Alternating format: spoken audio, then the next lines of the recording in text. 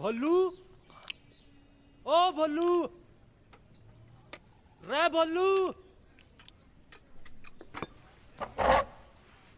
अरे बावला हो गया के बोलू बोलू लगा रखी है। हूँ और कितना लंकेश कहूं।